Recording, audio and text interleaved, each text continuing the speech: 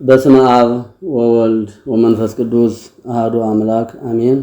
የክርስቶስ ቤተሰቦች እንኳን ለ19 የመልአኩ የቅዱስ ገብርኤል ወርሃዊ በዓል አደረሳችሁ አደረሰን። በክርስቶስ ክርስቲያን፣ በወልድ ውሉድ፣ በመንፈስ ቅዱስ መንፈሳውያን የተባላችሁ የክርስቶስ ቤተሰቦች የእናታችን የቅድስት ድንግል ማርያም የአስራት የቃል ኪዳን ልጆች ሁላችሁም በያላችሁበት ሰላም እላችኋለሁ። አሜን።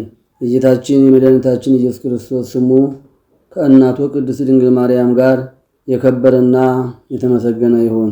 ውድ የ19 ሚዲያ ተከታዮች ይህንን ቪዲዮ ሰብስክራይብ እያደረጋችሁ እንድትጀምሩ በእግዚአብሔር ስም እንጠይቃለን። በስመ አብ ወወልድ ወመንፈስ ቅዱስ አሐዱ አምላክ አሜን። በግንቦት 19 ቀን የምናነበው የምንጸልየው የሰራዊተ መላእክት አለቃ የሚሆን የቅዱስ ገብርኤል ድርሳን ይህ ነው። ጸሎቱና በረከቱ ሁላችን እስከ ዘላለሙ ይጠብቀን አሜን። 3 ደቂቅ ከእሳት እንዳወጣቸው እንዳዳናቸው ነገሩ እንዲህ ነው። በባቢሎን ናቡከደነፆር በነገሰ በ18 ዓመት ቁመቱ 60 ወርዱ 6 ክንድ የሆነ የወርቅ ምስል አሰርቶ ዱራን በሚባል ቦታ አስቆሞ ሊቀ መኳሱ መኳንንቱና መሳፍንቱ እንዲሁም በሀገሬው ያሉ ታላላቅ ሰዎች ሁሉ ተሰብስበው የምርቃት በዓል እንዲያደርጉና ለምስሉ እንዲሰግዱ፣ ለምስሉ ያልሰገደና የምርቃውን በዓል ያላከበረ የሚነድ እሳት ጉድጓድ ውስጥ በፍጥነት ይጣላን ሲል አዋጅ አስነገረ። ሕዝቡም ሁሉ እንደታዘዙ ቢያደርጉም ነገር ግን ሲድራቅ ሚሳቅና አብደናጎ 3 ደቂቅ ንጉሡ አንተ ለሰራኸው የወርቅ ምስል አንሰግድም፣ እኛ የምናመልከው አምላካችን ሰማይና ምድርን አንተንና እኛን የፈጠረ አለ፣ እርሱን ብቻ እናመልካለን አሉ። ከእጅህና ከነደደው እሳት ይታደግናን ያድነናን አሉ። በዚህ ጊዜ ንጉሡ ተቆጥቶ ከእሳቱ ጉድጓድ እንዲጥሏቸው አዘዘ። እነዚህ 3 ወጣቶችም እጅና እግራቸው ከነልብሳቸውና ከነጫማቸው ከእሳቱ ውስጥ ተወረወሩ።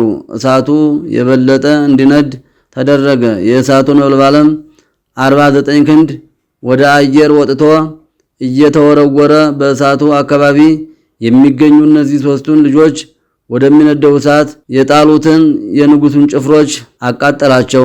ፈጣሪያችን ክብር ምስጋና ይግባውና በዚህ ጊዜ ቅዱሳን ሁሉ በመከራ ጊዜ የሚረዳ ይህ ርኅሩህና አዛኝ ተራዳኤ መልአክ ቅዱስ ገብርኤል አናንያ፣ አዛርያ፣ ሚሳኤል ወዳሉበት ወርዶ የእሳቱን ነበልባል በያዘው በትረ መስቀል በመታው ጊዜ እንደ ውሃ ቀዘቀዘ። እኒህ 3ቱ ወጣቶች በእሳቱ መካከል እየተመላለሱ እግዚአብሔርን አመሰገኑ። ከዚህ በኋላ በዚህ ቅዱስ መልአክ አማካኝነት በተደረገው ታላቅ ተአምራት ንጉሡ ናቡከደነፆር ወደ እሳቱ ጉድጓድ አጠገብ ሄዶ እናንተ የልዑል እግዚአብሔር አገልጋዮች ሲድራቅ፣ ሚሳቅ፣ አብደናጎ ኑ ከእሳቱ ውስጥ እኔም በእናንተ አምላክ አምናለሁ አላቸው። እነዚህ 3ቱ ወጣቶች ከሚነድ እሳት ጉድጓድ እንዳወጣቸው እንዳዳናቸው እኛንም ይህ ደገኛ መልአክ ቅዱስ ገብርኤል ከዚህ ከወዳኛውም ዓለም መከራ ይሰውረን ያድነን። ጸሎቱ በረከቱ ከሁላችን ጋር ለዘላለም ጸንቶ ይኑር አሜን። የዛሬውን ስንክሳር እጀምራለሁ። በስመ አብ ወወልድ ወመንፈስ ቅዱስ አሐዱ አምላክ አማስሮ ተስዑ ለግንቦት በዛቲ ዕለት አይረፈ አብ ቅዱስ ይስሐቅ ቀሲስ ዘማድባራተ ቅዱስ አባ መቃርስ። አንድ አምላክ በሚሆን በአብ በወልድ በመንፈስ ቅዱስም ግንቦት 19 በዚች ቀን ከአባ መቃርስ ገዳም ቅዱስ አባት ቀሲስ ይስሐቅ አረፈ። ይህም አባት ከምስር ከታናናሽ ቦታዎች ከአንዲት ቦታ ነው። ወላጆቹም ድሆች ሲሆኑ ግን በበጎ ሥራ ባለጸጎች ናቸው። አረጋውያን መነኮሳትም የእጅ ሥራቸውን ሊሸጡ ወደ ምስር በሄዱ ጊዜ ተከትሏቸው ወደ አስቄጥስ ገዳም መጥቶ ሲያገለግላቸው ኖረ። በቀንበራቸውም ተጠምዶ ታላቅ ተጋድሎን ተጋደለ። በዘመኑም ሁሉ ከቶ ምንም ጥሪት አላደረገም። እንደ አባቶቻችን 2 ልብሶችን ለምን አልገዛህም ሲሉት እርሱም እኔ እስከ ዛሬ ሕዝባዊ ነኝ፣ በዓለም ሳለሁም 2 ልብስ የለኝም ነበር ብሎ ይመልስላቸዋል። ሁለተኛም አባቶቻችን እኮ ሰሌንና ማቅ ይለብሳሉ፣ ለእኛም 1 ልብስ ይገባናል፣ ይህ አይበቃንምን አላቸው። ሁልጊዜ የሚያለቅስ ሆነ። ለምን ታለቅሳለህ ብለው በጠየቁት ጊዜ ወላጆቼ ሙተውብኝ ድሃ አደግ አድርገውኛልና ይላቸዋል። ከምግቡም የማይጠንት አመድ ጨምሮ እየበላ ብዙ ዘመናት ኖረ። ከዚህ በኋላ ጭንቅ በሆነ ደዌ ተይዞ በታመመ ጊዜ ከወንድሞች አንዱ ምግብ ሰርቶ አመጣለት። እርሱም ከቶ አልቀምስም። ያም ወንድም ይህ ጥሩ ምግብ ነው፣ ለበሽታህም መድኃኒትነት አለውና ብላ ብሎ ብዙ ለመነው። እርሱ ወንድሜ ሆይ እመነኝ፣ እኔ በዚህ ደዌ ውስጥ 30 ዓመት እኖር ዘንድ እወዳለሁ ብሎ መለሰለት። በዕድሜውም በሸመገለ ጊዜ ትሩፋትና ጽድቁንም በበዛ ጊዜ ቅስና የሾሙት ዘንድ አረጋውያን ተሰብስበው ተማከሩ። እርሱም ከእርሳቸው ሸሽቶ ከተራራ ማሳ ውስጥ ገብቶ የተሰወረ እርሱን እየፈለጉ ዞሩት፣ አላገኙትም። ያችንም ማሳ አልፈው ከዳሯ ተቀመጡ። ጥቂት ሊያርፉ ከእርሳቸውም ጋር አህያ ነበረ። ወደ ማሳውም ሩጦ ገብቶ ይህ አባት በተሸሸገበት ቦታ ቆመ። አህያውን ሊያስወጡትም በገቡ ጊዜ ያንን አባት አገኙት። ደግሞም እንዳይሸሽ ሊያስሩት ፈለጉ። አሁንስ አውቄዋለሁ የእግዚአብሔር ፈቃድ እንደሆነ አላቸው። ከዚያም አብሯቸው ሄዶ ቅስና ሾሙት። ከዚህ በኋላ ተጋድሎውንና ለአረጋውያን መታዘዙን ጨመረ። ወጣቶችም በጎ ሥራ ያስተምራቸዋል። ሰምታችሁ የምትታዘዙ ሁኑ፣ ከትሩፋት ሁሉ ይህ ይበልጣንና አላቸው።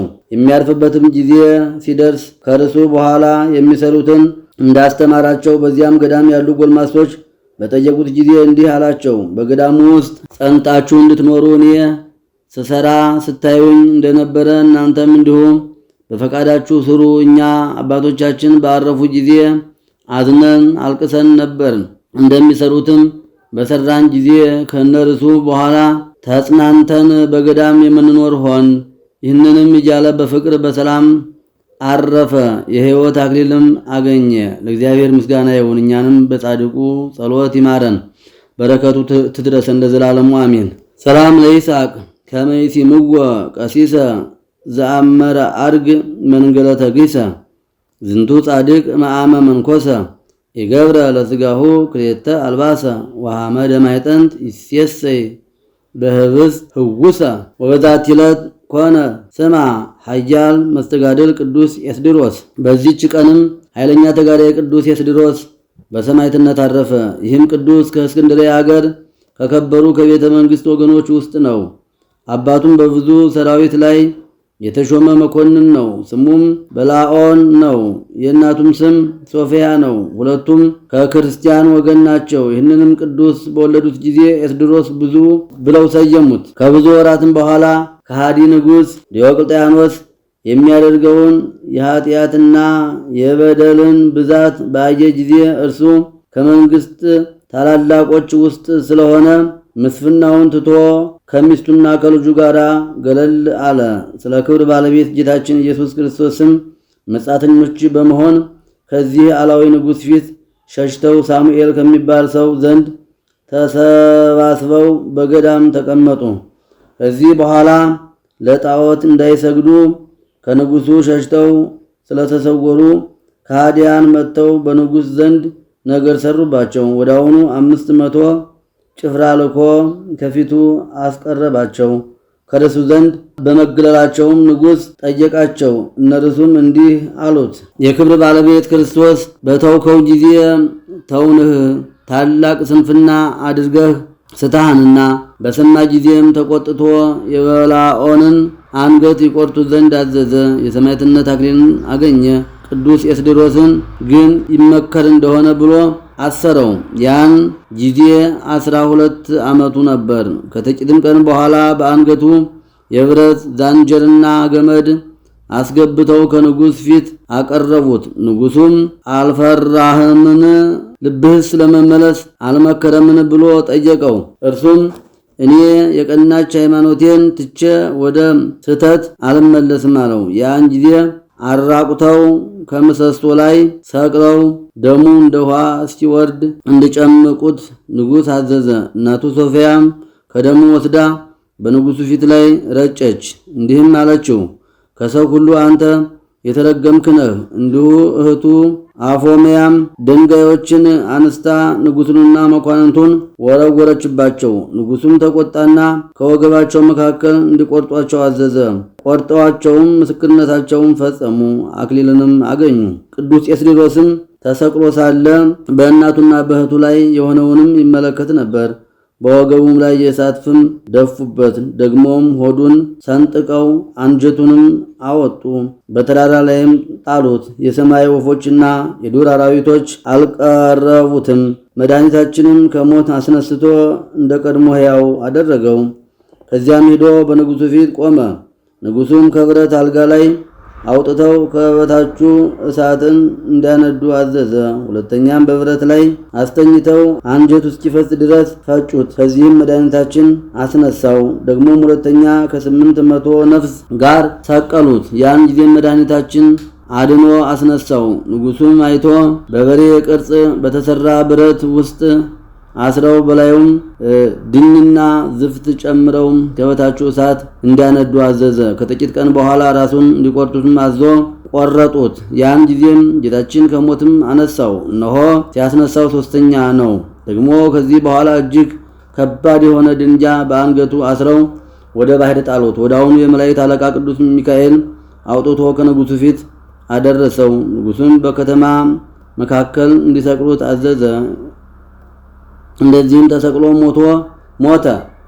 የክብር ባለቤት ጌታችንም አስነሳው። ይህም ሲያስነሳው አራተኛ ጊዜ ነው። ከዚህም ለአንበሶች ጣሉት። እግዚአብሔር ነቢይ ዳንኤልን እንዳዳነ አዳነው። ከዚህ በኋላ በየጥቂቱ ቆራርጠው እንዲከትፉትና በእንቅብ ሰብስበው ወደ ባሕር እንዲጥሉት አዘዘ። አሽከሮቹም እንዲሁ አደረጉ።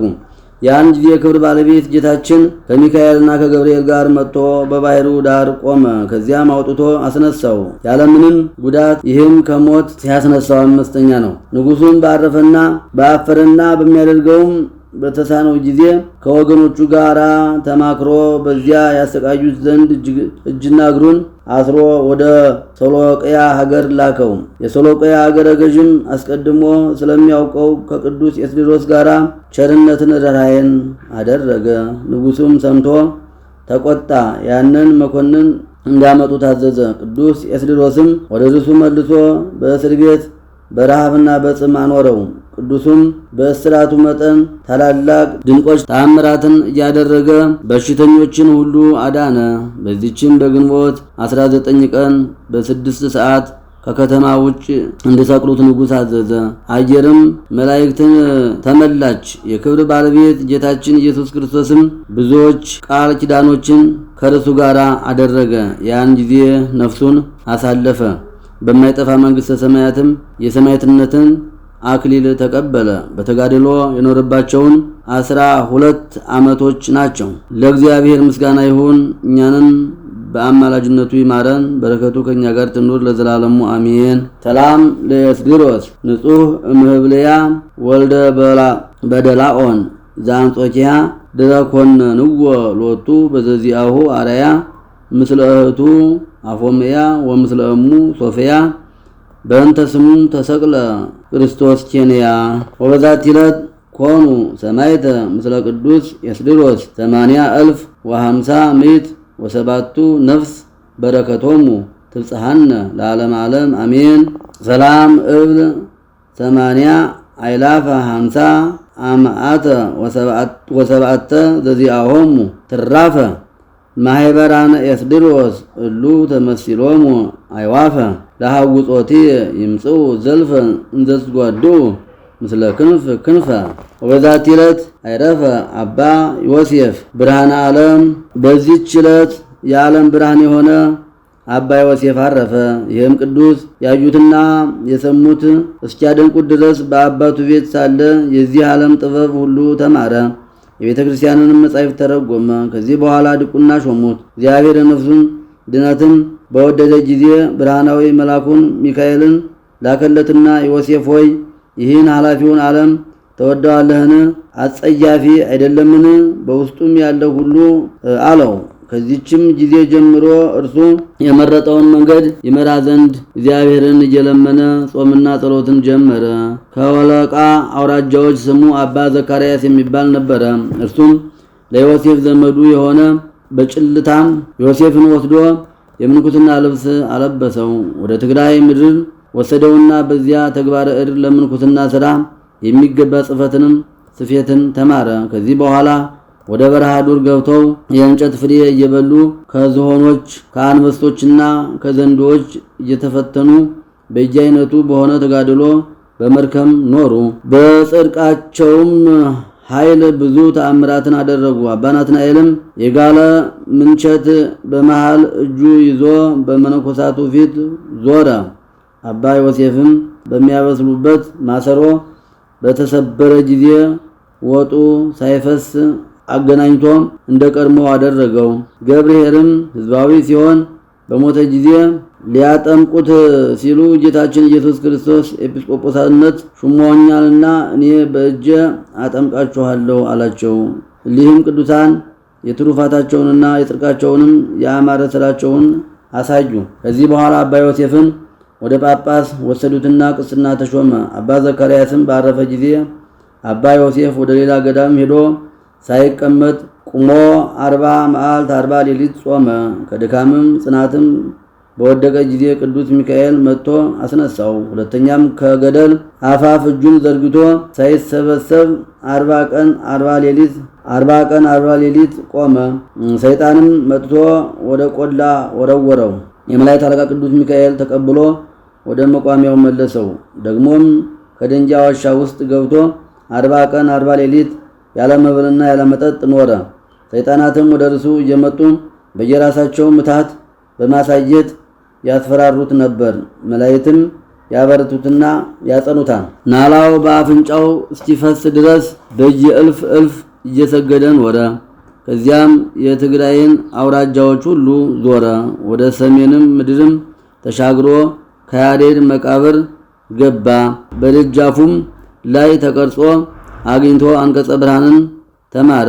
ሲመለስም ሽፍቶች አግኝተውት በድንጋይ ወገሩት፣ በበትርም ደበደቡት፣ በጦርም ወግተው ጥለውት ሄዱ። አምላክን የወለደች እመቤታችን ቅድስት ድንግል ማርያም ደረሱ መጥታ አዳነችው። አንዲት ቀንም የሴት በርን አግኝቶ በላይዋ ባማተበ ጊዜ ተነሳች። ወደ ኢየሩሳሌም 3 ጊዜ ሄዶ ከከበሩ ቦታዎች ተባርኳል። ወደ አባቶቻችን ሐዋርያት መቃብርም እስከ ሀገረ ባርቶስና ህንደኬ ደረሰ። ውሃው በመላበትም ወንዝም በሚደርስ ጊዜ በላዩ አማትቦ እንደ የብስ በእግሩ እየረገጠ ይሻገረዋል። አንበሶችና ነብሮች ይከተሉታል። ምግብ በአጡ ጊዜ ድንጃውን ባርኮ ስጋ አድርጎ ይሰጣቸዋል። ከዚህ በኋላ ወደ አባታችን ተክለ ሃይማኖት ገዳም ደብረ ሊባኖስ ሄደ። ከአባ ተወልደ መድኅን እጅ አስኬማ ተቀበለ። አባ ተወልደ መድኅንም ሊፈትነው ወዶ 7 የጽድ ቅርንጫፍ ሰብሮ ትከለው ብሎ ሰጠው። በተከለውም ጊዜ ወዳውኑ በቅለው አደጉ፣ እስከዛሬም አሉ። ብዙዎችም ወደ እርሱ መጥተው በእርሱ እጅ መነኮሱ። በእግዚአብሔር አብና አምላካችን በወለደች በእመቤታችን ድንግል ማርያም ስም ባነጻቸው አብያተ ክርስቲያናት በአንድነት ኖሩ። በአንዲትም ዕለትም እመቤታችን ቅድስት ድንግል ማርያም ዕጣንን ሰጠችውና ከ24ቱ ካህናተ ሰማይ ጋር የአሸናፊ እግዚአብሔርን መንበር አጠነ። ብዙ ጊዜም ወደ እርሱ ሐዋርያት እየመጡ ይባርኩታል። በአንዲት ዕለትም ነብር ከእናቱ እጅ ሕፃንን ነጥቆ ወደ አባ ዮሴፍ ስም ባማጸናቸው ጊዜ በ3ኛው ቀን መለሰላት። ለልጆቹም ገንዘብም ሆነ የእንስሳ ጥሪት እንዳያደርጉ፣ ስጋ እንዳይበሉ፣ የወይን ጠጅ እንዳይጠጡ፣ ትሕትናን ቅንነትን እንዲማሩ፣ ከንቱ ነገር ቧልትንም እንዳይናገሩ፣ በቤተ ክርስቲያን ውስጥ እንዳይስቁ፣ ይህ ሁሉና የመሳሰሉትን ሥርዓትም ሰራላቸው። ከዚህ በኋላ ሩጫውን በፈጸመ ጊዜ በሰላም በፍቅር አረፈ። ደብረ ታቦር ብሎ በሰየማት ቤተ ክርስቲያን ተቀበረ። ከርሱም ቁጥር የሌላቸው ድንቆች ተአምራት ተገለጡ። ለእግዚአብሔር ምስጋና ይሁን። እኛንም በዚህ ጻድቅ ጸሎት ይማረን፣ በረከቱ ከእኛ ጋር ትኑር ለዘላለሙ አሜን። ሰላም ለዮሴፍ መንፈሰ ዮሴፍ ዘነሳ ከመይለቡ ስውረ ወከመይፈክር ውአ እንዘ ያፈጥን ጸልዮ ወንዘ ይሰግድ በጉጓ ውስተ ምድር ሀበ በፈጽሙ ተጎዳ አራይ ሐሊብ ጻዳ አይነ ማይ ነቃ።